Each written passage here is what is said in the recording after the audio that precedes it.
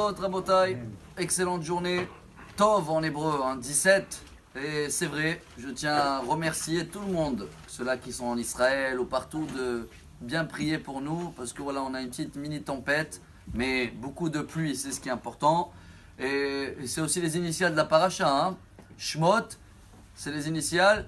Sheyered Maim ve'en ta'anit. S'il va pleuvoir, il n'y a plus de jeûne. Les rabbins, ils voulaient annoncer un jeûne la semaine prochaine.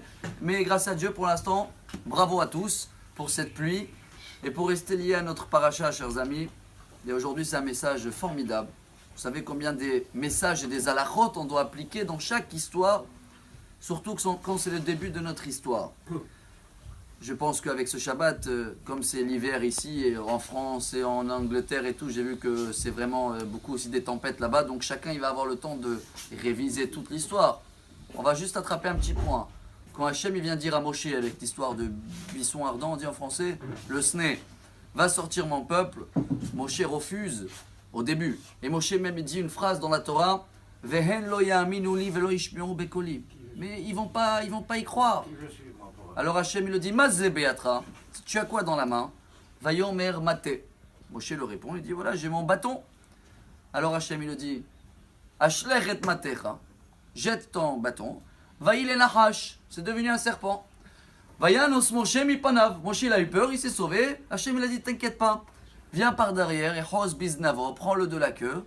Et dès qu'il a attrapé le serpent de la queue, Vaïl et Maté bechapecha, c'est redevenu un bâton. Ça c'était le premier miracle que Hachem a montré à Moshe pour le faire comprendre. Selon Rachid, deux choses. Un, tu as dit qu'ils vont pas y croire, c'est de la shonara, Moshe Rabbeinu. Comment tu sais qu'ils vont pas y croire? Et même si c'est vrai, faut pas le dire. Donc le serpent rappelle la faute du serpent, le premier qui a fait de la shonara par rapport à Adam et Ève. Mais le deuxième message est magnifique. Quand Hachem il le dit, c'est quoi dans ta main? C'est le seul mot dans la Torah qui est écrit deux mots, mais on le lit en un mot. Ma-zé, c'est quoi? Dans tous les Sefer Torah, c'est marqué ensemble. Même Zaïne, mazé. Alors ce matin, dans le cours, on avait vu que mazé en un seul mot, c'est une valeur numérique de 52. Ça veut dire les enfants, fils, ben. Il y a un message d'éducation de folie pour nous.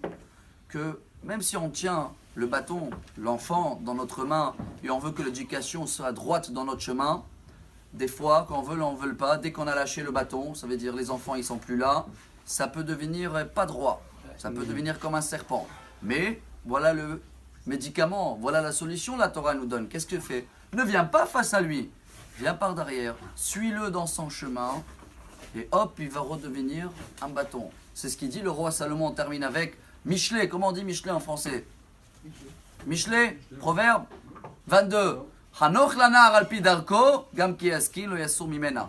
Prends les enfants sur le chemin à eux et tu vas voir qu'ils seront toujours droits. Et comme ça, Bezrat Hashem, avec ces messages-là, avec cette pluie-là, il ne nous reste que à recevoir Mashiach sur le droit chemin. Amen. Très très vite. Shabbat Shalom, bonne journée à Marabiel.